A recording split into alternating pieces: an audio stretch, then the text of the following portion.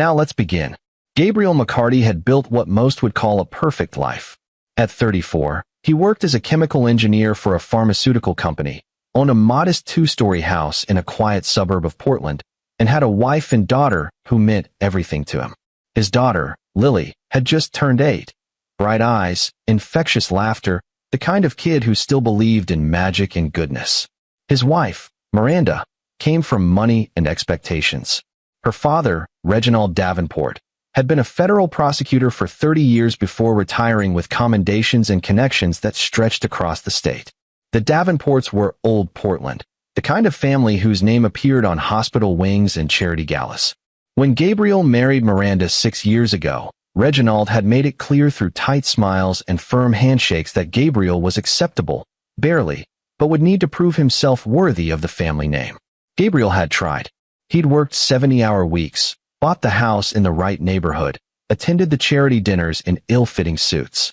But Reginald's eyes always held that same measuring gaze, finding Gabriel wanting. Miranda loved her father, defended him, saw his controlling nature as protection rather than manipulation. Gabriel had learned to bite his tongue, to be civil, to maintain peace for Miranda's sake. That changed on a Tuesday night in October. Gabriel had just dozed off when the knocking started, urgent, persistent, the kind that meant emergency. He grabbed his phone, 11:47 p.m. He stumbled downstairs in his boxers and t-shirt, checking the peephole. Vernon Baker stood on his porch. Vernon was his next-door neighbor, a quiet man in his 50s who worked nights as an ER nurse and kept to himself. They'd exchanged maybe 20 words in the 2 years since the Bakers moved in. Vernon's wife had left him last spring.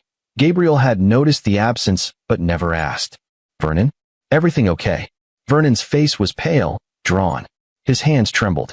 "Gabriel, I need to talk to you. Now. It's urgent."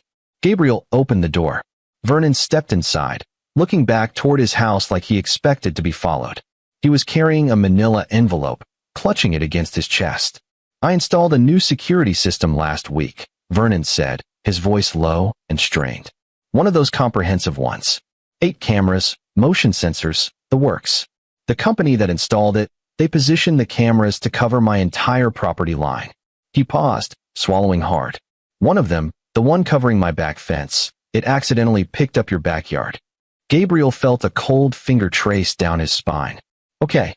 Every day when you leave for work," Vernon continued, and his voice cracked slightly, "your father-in-law comes over. With 2 other men. They go into your house through the back door. They're there for hours, Gabriel. And what they're doing to your daughter." He thrust the envelope toward Gabriel. "I have 4 days of footage." For days. The world tilted. Gabriel's hand went out to steady himself against the wall. "What?" "Don't react," Vernon said urgently, gripping Gabriel's shoulder. "Don't tell your wife. Don't confront anyone. Don't let them know you know. I've seen enough in the ER to know. If you tip your hand now, evidence disappears, stories align, lawyers get involved. Men like Reginald Davenport don't go down easy." His eyes were fierce. "Pretend this conversation never happened. Meet me tomorrow at the Riverside Diner on McLaughlin. 1 p.m. Come alone. I'll bring everything I have." Gabriel took the envelope with numb fingers. It was sealed, heavy. "Don't watch it tonight," Vernon said. "Not with your wife and daughter in the house. You'll need to be somewhere you can process it. Somewhere private." He turned toward the door, then looked back. "I'm sorry, Gabriel. I'm so goddamn sorry. But you needed to know." Then Vernon was gone, slipping back across the dark lawn to his house. Gabriel stood in his foyer, the envelope burning in his hands. Upstairs, he could hear Miranda's soft breathing, the house settling, Lily's night light glowing from beneath her door. His perfect life. His little girl. He wanted to run upstairs, to scoop Lily up, to check her for what? Bruises? Trauma? Fear? But Vernon's words echoed, "Don't react. Don't let them know you know." Gabriel walked to his study on legs that didn't feel like his own. He locked the door, sat at his desk, and stared at the envelope for 20 minutes before sliding it into his locked drawer beneath tax documents and insurance papers. Sleep was impossible.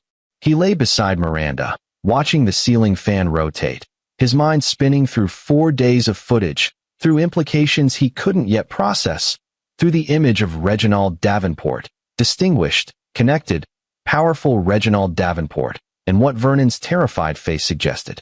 At 6:15 a.m., Gabriel's alarm went off. He went through his morning routine on autopilot.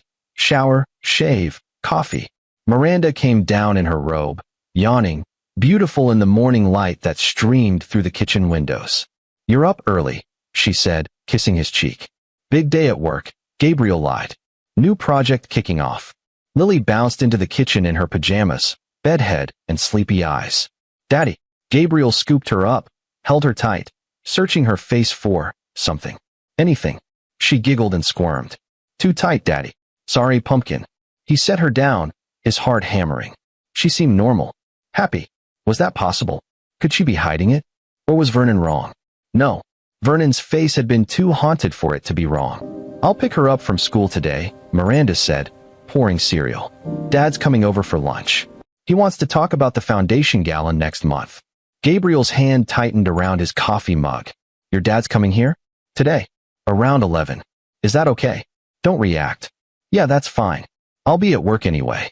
He kissed them both goodbye, grabbed his briefcase, and walked to his car.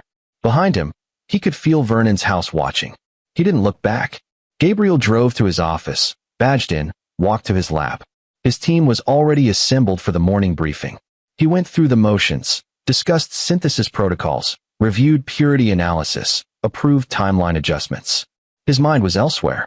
At 10:30 a.m., he told his supervisor he was feeling ill and needed to go home. At 10:45, he was parked 3 blocks from his house, watching his street through binoculars he kept in his trunk for the occasional hiking trip. At 10:52, a black Mercedes pulled up. Reginald Davenport stepped out, distinguished in a charcoal suit. He was followed by 2 men Gabriel didn't recognize. One was massive, easily 6'4" with the build of a retired linebacker. The other was thin, nervous-looking, constantly checking his phone. Gabriel's hands shook as he watched them walk up to his front door. Miranda answered, hugged her father. They disappeared inside. Gabriel waited. At 11:15, the black Mercedes was still there. At 11:30, still there. At 12:05, Miranda emerged with shopping bags, got into her SUV, and drove away. The Mercedes remained. At 12:20, Gabriel couldn't take it anymore. He drove to a McDonald's parking lot, sat in his car, and opened the envelope. Inside were 4 USB drives, each labeled with a date, and a note in Vernon's handwriting. "Don't watch without headphones. Audio is worse than video." Gabriel's hands trembled so badly he could barely get his laptop out of his briefcase. He plugged in the first drive, inserted his earbuds, and clicked play. The footage showed his backyard from an elevated angle. Vernon's camera had a clear view over the fence. The timestamp read 8:47 a.m., Monday, 4 days ago. For several minutes, nothing happened. Then the back door opened. Lily came out first, backpack on, heading toward the car where Miranda would drive her to school. She was laughing about something, so small, so innocent. Gabriel's chest constricted. At 9:02, after Miranda's car pulled away, the back gate opened. Reginald Davenport entered, wearing slacks and a polo shirt. He unlocked the back door with a key. A key. How long had he had a key? And went inside. At 9:15, the gate opened again. The 2 men Gabriel had just seen entered. Gabriel fast-forwarded. At 9:47, movement. The massive man came out to the backyard carrying Lily. She was in her school uniform, clearly had been brought back. She wasn't struggling. She looked resigned, familiar with this routine. The thin man followed, carrying a video camera. Gabriel ripped the earbuds out. He was going to vomit. He was going to drive home right now and kill them all with his bare hands. He was going to. Don't react. Don't let them know you know. He forced himself to breathe. Forced himself to think. Vernon was right. Reginald Davenport was connected. Former prosecutor. He'd know every judge, every lawyer, every cop. He'd have plans, contingencies, stories. And if Gabriel moved now, emotional and obvious, Reginald would see him coming. Gabriel closed the laptop without watching more. He couldn't. Not yet. Not until he had a plan. At 1 p.m., Gabriel walked into the Riverside Diner. Vernon was in a back booth, looking like he hadn't slept. 2 coffee cups sat in front of him, both empty. Gabriel slid in across from him. For a long moment, neither spoke. "I watched 10 minutes of the first file," Gabriel finally said. His voice sounded dead, even to himself. Vernon nodded. That's 9 minutes more than I could manage after the first day. I kept watching though. All 4 days. Documenting. Timestamping. Making copies. He pushed a folder across the table. Everything's here. The footage, screenshots, enhanced audio, license plates on their vehicles, timestamps of arrivals and departures. How long has this been happening? I only have 4 days. But, Vernon hesitated. The way your daughter acts on the footage. The routine they have. Gabriel, this isn't new. Gabriel's jaw clenched so tight his teeth ached. Who are the other two? I ran the plates. The big guy is Saul Groves. He did 20 years in San Quentin for aggravated assault and sexual battery. Got out 8 years ago. Works as private security for various clients. The other one is Johnny McNamara. He's a tech guy, computers, cameras, dark web stuff. He's got priors too, but they're sealed. Juvenile records, probably. How did you find this out? Vernon looked uncomfortable. I have a friend. Used to be a cop before he got fired for being too rough with suspects. He runs background checks for cash now. I gave him the plates this morning. Gabriel absorbed this. Reginald Davenport, respected retired prosecutor, was working with convicted felons to abuse an 8-year-old girl. His granddaughter. There's something else, Vernon said quietly. I enhanced the audio from yesterday's footage. They were talking. Reginald was on his phone, arguing with someone. I could only catch pieces, but... He pulled out a transcript. He said, the network's secure. We've been operational for 6 months. The clients are very satisfied. Then later, no, she's perfect. Compliant. Well-trained. The diner felt very cold suddenly. Network. Clients. I think, Vernon said carefully, that what they're doing to Lily isn't just personal abuse. I think they're producing content. For distribution. Gabriel thought he might black out. The edges of his vision went gray. Vernon gripped his wrist. Breathe. Gabriel, breathe. You pass out now, someone calls an ambulance, questions get asked. Breathe. Gabriel breathed. In, out. In, out. The gray receded. Why are you helping me, he asked. You could have called the cops anonymously. Stayed out of it. Vernon was quiet for a moment. My daughter is 12. She lives with my ex-wife in Seattle. I see her 1 weekend a month. His voice went rough. Last year, something happened at her school. A teacher. By the time it came out, he'd been doing it for 3 years. 37 kids. My daughter was one of them. He looked at Gabriel with hollow eyes. The school district circled the wagons. Good lawyers, better PR. The teacher got 2 years, served 9 months. Now he's on a registry somewhere living his life. My daughter can't sleep without lights on. Can't be alone with adult men, even me. And I couldn't do anything. The system protected him because he knew the right people, said the right things. He leaned forward. You've got a chance I didn't have. You've got evidence before lawyers get involved. Before stories get straight. Before Reginald uses his connections to make this disappear. Vernon's eyes were hard. I'm helping you because I wish someone had helped me. And because men like Reginald Davenport don't deserve mercy. Gabriel looked at the folder, at Vernon's haunted face, at the diner around them, where people ate pancakes and talked about weather and traffic, completely unaware that the world had fangs. What would you do? Gabriel asked. If you were me? Vernon didn't hesitate. I'd make them disappear. All 3 of them. I'd make it look like an accident, or a crime gone wrong, or anything except what it really is.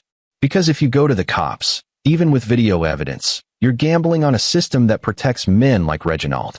His lawyer friends, judge friends, cop friends, they'll close ranks. Your daughter will be questioned, traumatized further, put on display in a trial if it even gets that far. And Reginald might walk. He probably will walk. Vernon's voice was steel. But if he's gone, really gone, he can't hurt anyone ever again. Gabriel had never considered himself capable of murder. He was a chemical engineer, a suburban dad, a man who mowed his lawn on Saturdays and helped with third-grade homework. But sitting in that diner, looking at the evidence of what had been done to his daughter, to his Lily, he felt something shift inside him. I need to think, Gabriel said. Think fast, Vernon replied. Every day you wait is another day there with her. Miranda takes her to school, but they bring her back somehow. She never actually makes it to class, does she? Gabriel's blood went cold. He'd never checked. Miranda handled the school routine while he was at work. He pulled out his phone and called Roosevelt Elementary. Hi, this is Gabriel McCarty, Lily's father. I'm calling to check on her attendance this week. Yes, I'll hold. His hand was shaking. What? Are you sure? Since when? He hung up, his face ashen. Lily hasn't been to school in 3 weeks. Miranda's been getting calls, but she told them Lily had a family emergency out of state. The school bought it. Vernon nodded grimly. Miranda's in on it. No. Gabriel shook his head violently. No, she can't be. She loves Lily. She's a good mother. She would never. Then why hasn't she mentioned that Lily's been home from school? Why hasn't she asked you about the family emergency she made up? Why does Reginald have a key to your house? The implications crashed over Gabriel like a wave. Miranda knew. His wife, Lily's mother, knew what her father was doing and was helping him do it. I need more proof, Gabriel said, but his voice was hollow. I need to be sure about Miranda. Then set up a camera, Vernon said. I can help you. Something small, hidden. See what happens when you're at work tomorrow. Gabriel nodded slowly, his mind racing. Chemical engineer. He worked with compounds, with reactions, with things that could be deadly in the wrong hands. Or the right ones. Okay, he said. Let's start gathering everything we need. But Vernon, he looked the older man in the eyes. If we do this, if we go that route, there's no going back. You'd be an accessory. Vernon smiled, but it was a terrible smile, full of old pain and new purpose. Gabriel, I've been waiting for someone to give me a reason to fight back. Let's make these bastards pay. They talked for another hour, planning, scheming, two ordinary men plotting extraordinary violence in a diner booth, while a waitress refilled their coffee and the world spun on, oblivious. When Gabriel finally drove home, it was 4:30 p.m. Lily and Miranda were in the kitchen making dinner. Lily ran to hug him, and Gabriel held her tight, memorizing the feel of her, the smell of her strawberry shampoo, the sound of her laugh. Behind her, Miranda smiled. How was work, honey? Gabriel looked at his wife, really looked at her, searching for signs of the monster she must be to allow this. But all he saw was Miranda. Beautiful, perfect Miranda who made organic lunches and volunteered at the library and kissed him goodbye every morning. Fine, he lied. It was fine. That night, while Miranda slept, Gabriel went to his study and watched all 4 days of footage.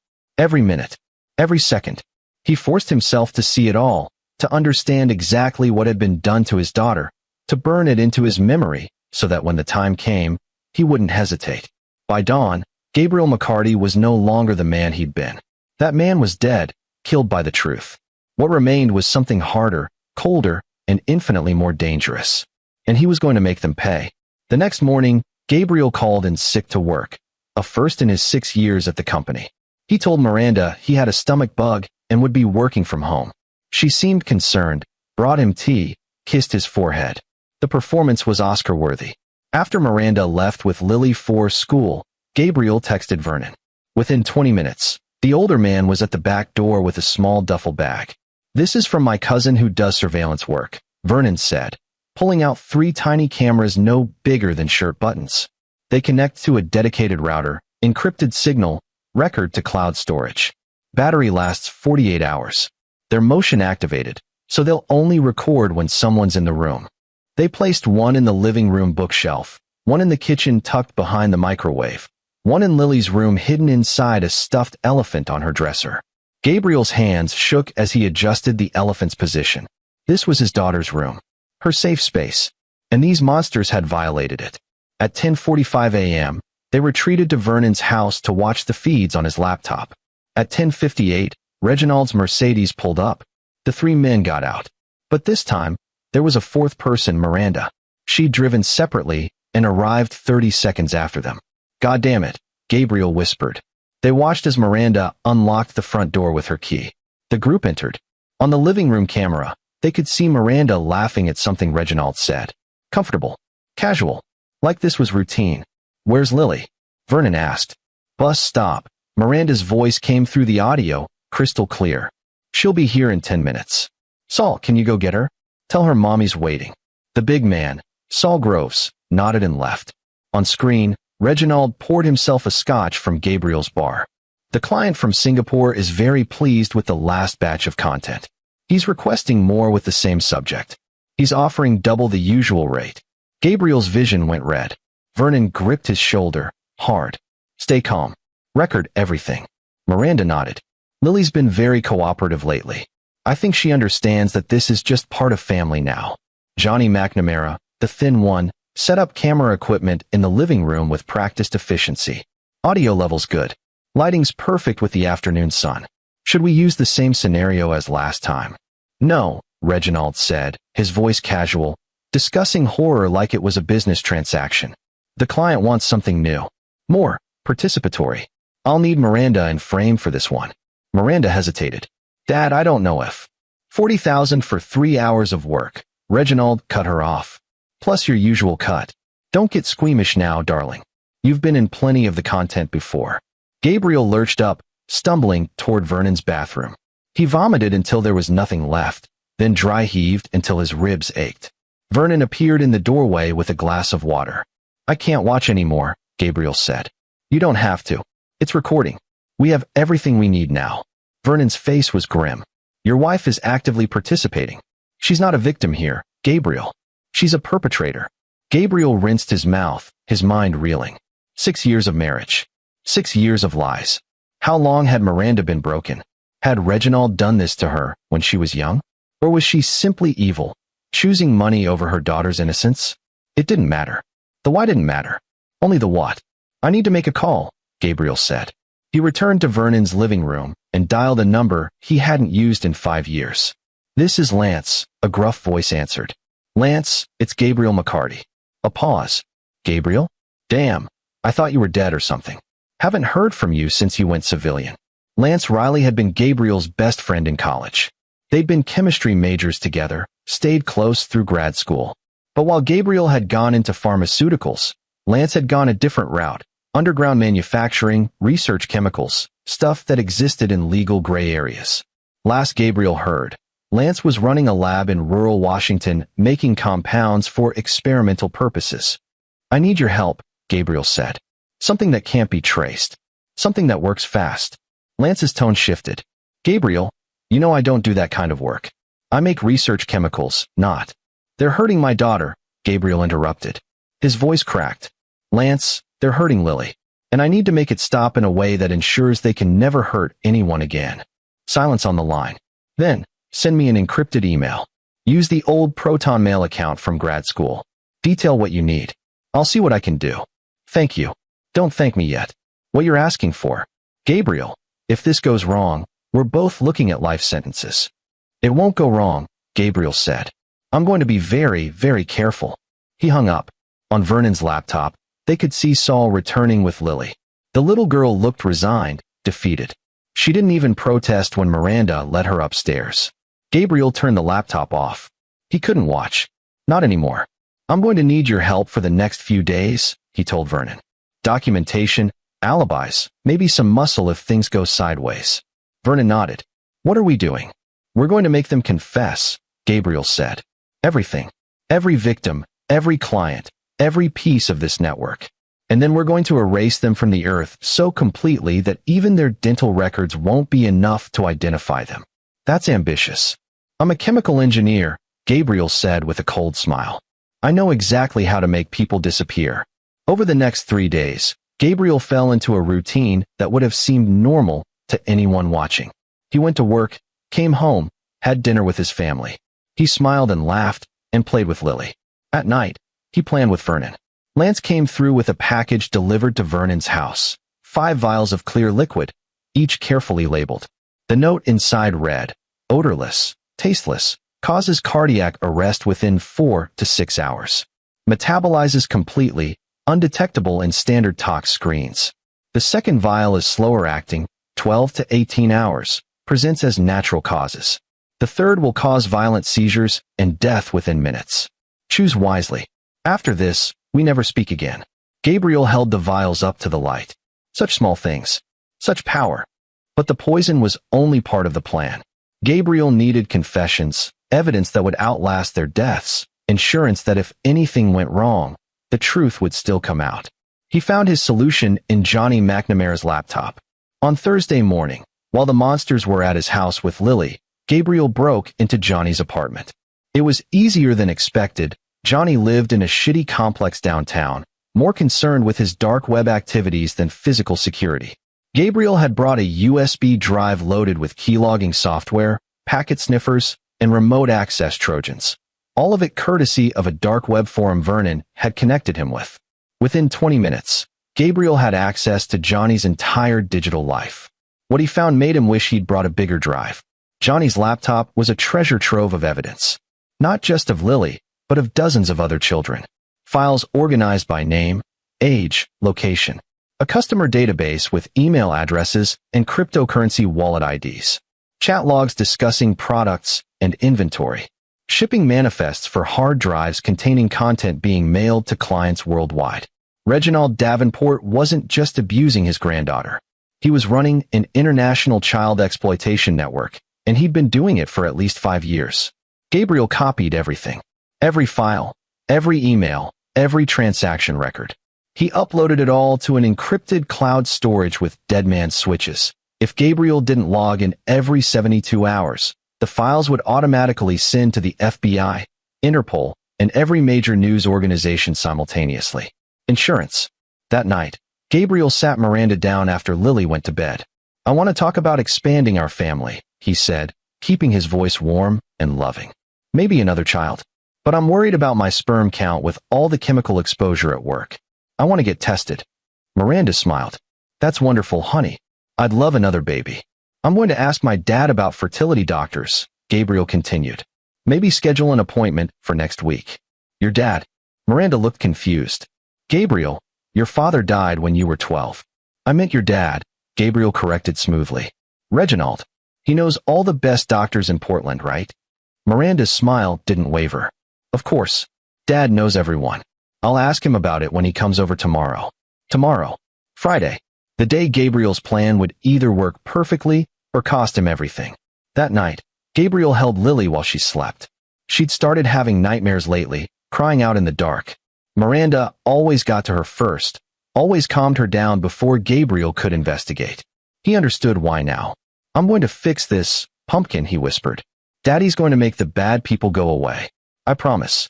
Friday morning dawned gray and cold, typical October in Portland. Gabriel went through his routine with mechanical precision. He packed his briefcase, kissed Miranda goodbye, ruffled Lily's hair at the breakfast table. Every movement calculated, every word measured. "Don't forget," Miranda said, "Dad's coming over today around 11. I thought we could all have lunch together tomorrow. You, me, Dad, and Lily. Family time." "Sounds perfect," Gabriel lied. He drove to work, badged in, went to his lab. At 9:30 a.m., he told his supervisor he needed to run to the pharmacy for his wife. She'd called asking for her prescription to be picked up. The supervisor waved him off. Gabriel was a model employee. No one questioned him. Instead of the pharmacy, Gabriel drove to a storage unit he'd rented under a fake name 3 days ago. Inside was everything he needed: zip ties, duct tape, tarps, a case of industrial-strength cleaning supplies, and a propane torch. He loaded it all into his trunk, drove to a second location, and picked up the final piece: a handgun purchased from one of Vernon's shadier contacts.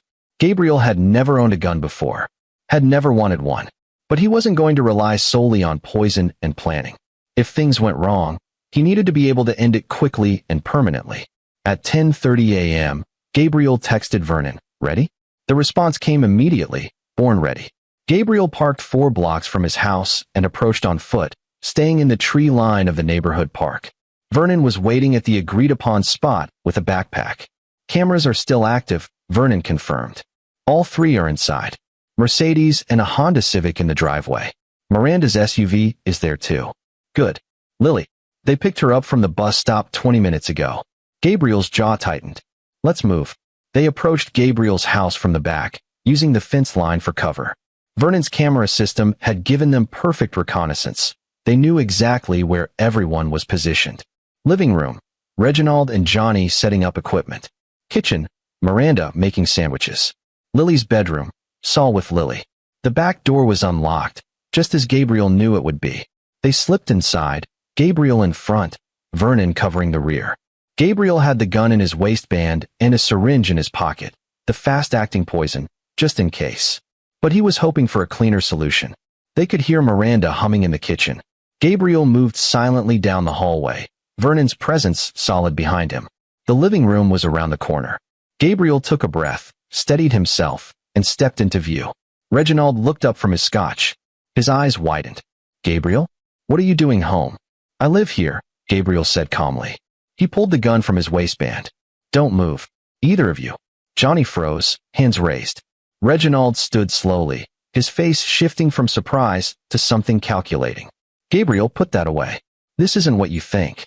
Really? Gabriel kept the gun trained on Reginald's chest.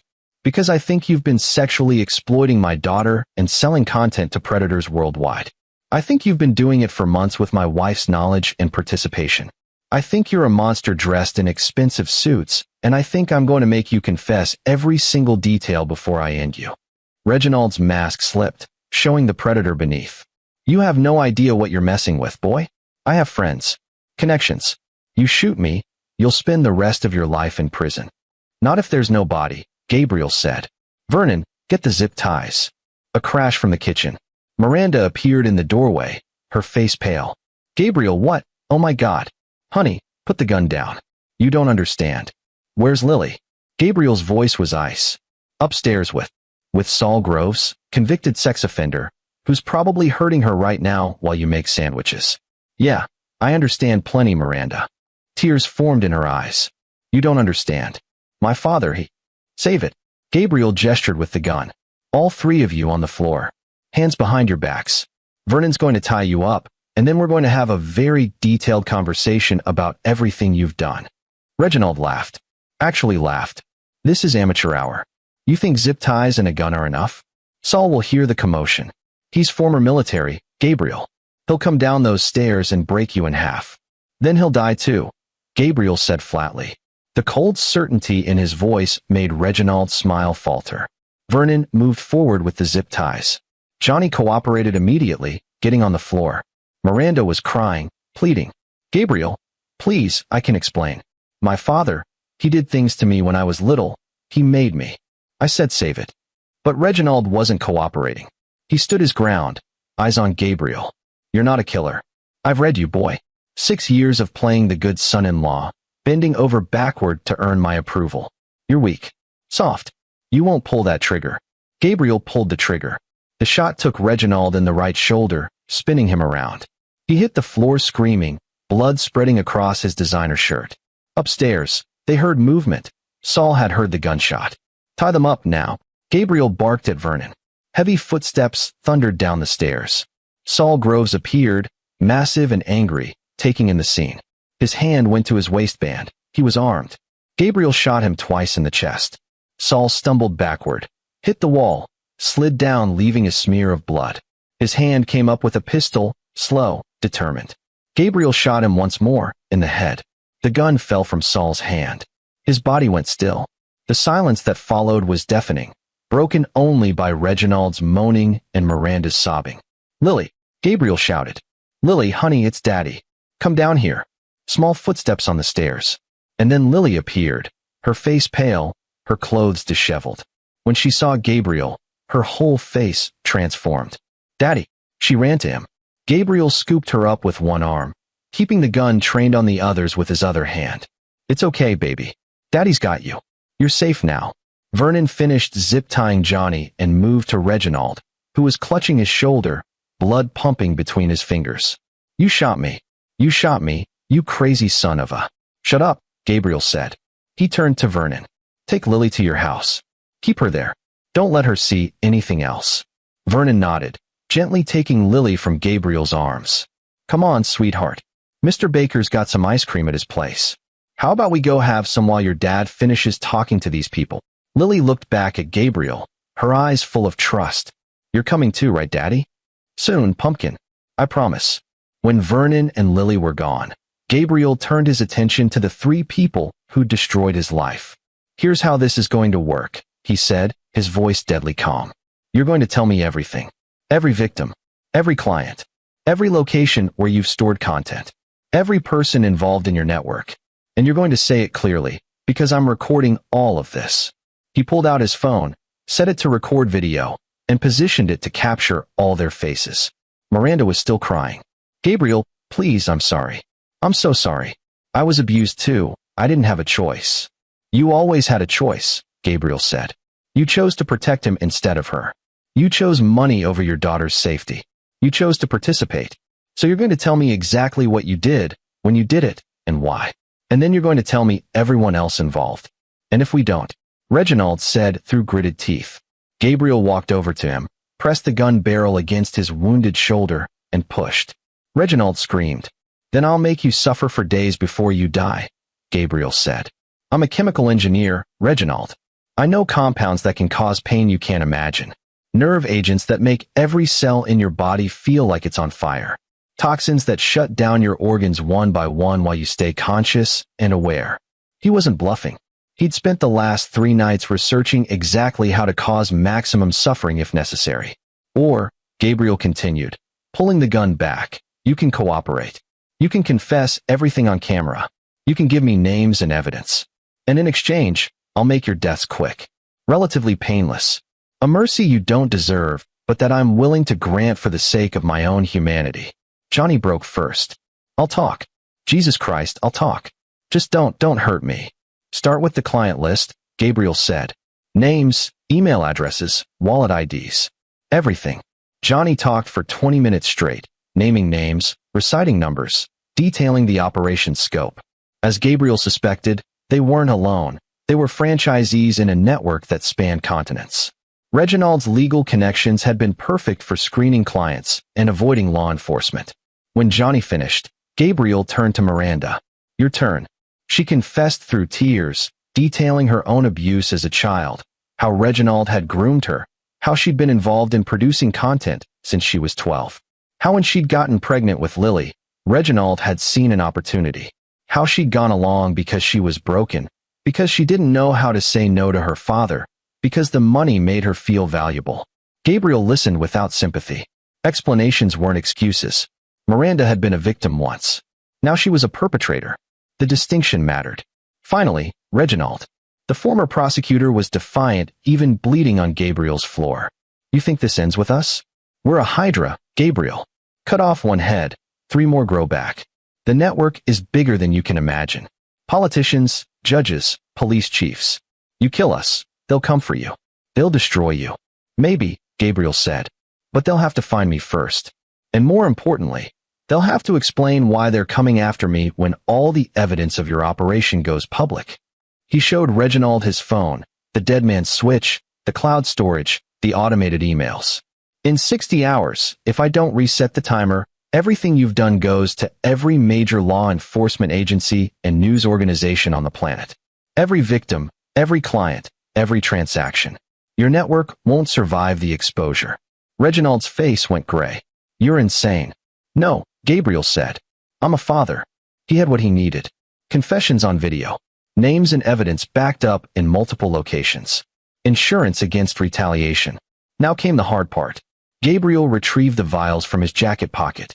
The slow-acting poison, the one that would present as natural causes. He loaded 3 syringes. What is that? Miranda whispered. Your exit, Gabriel said. You'll fall asleep in a few hours. Your hearts will stop. It'll look like cardiac arrest. Natural causes. No trace, no evidence. Please, Miranda begged. Please, Gabriel. I'm sorry. I'm so sorry. I'll do anything. I'll testify. I'll help you destroy the network. Just please don't kill me. Gabriel looked at his wife, the woman he'd loved, the mother of his child, the monster who'd sold their daughter for money. You're already dead to me, Miranda. You died the first time you let him touch her. He injected Reginald first, then Johnny, then Miranda. They struggled, but zip-tied and terrified, they couldn't prevent it. The poison would take hours to work, but once administered, it was irreversible. You'll be found tomorrow, Gabriel said. A tragic scene. The retired prosecutor and his daughter, dead from simultaneous cardiac events. Her friend Johnny McNamara, same cause. Saul Groves, the security guard who was with them, killed in what appears to be a robbery gone wrong. That's what the bullet wounds will suggest once I stage it properly. The police will investigate, but they won't find anything suspicious.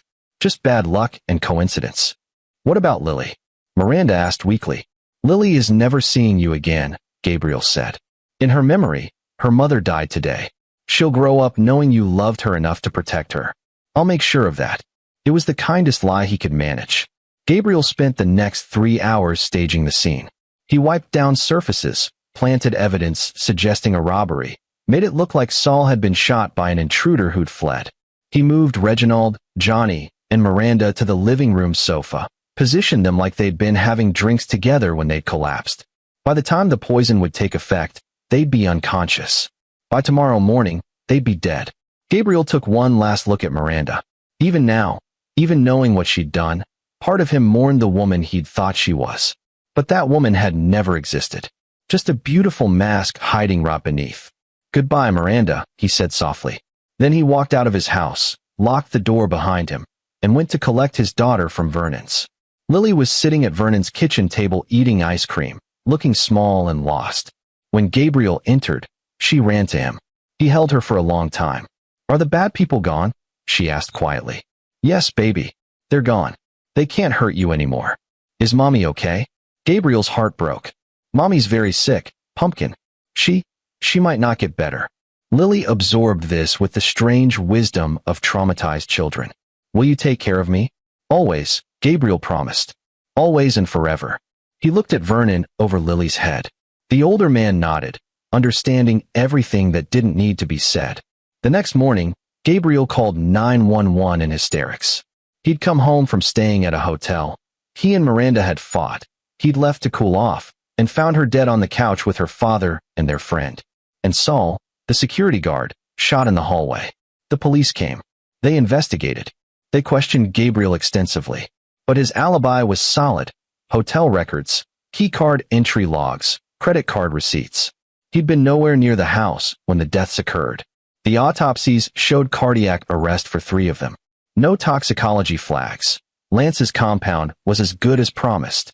Saul's death was ruled a homicide, but with no murder weapon found and no suspects, it went cold quickly. Reginald's lawyer friends tried to dig deeper, sensing something wrong. But then the dead man's switch triggered.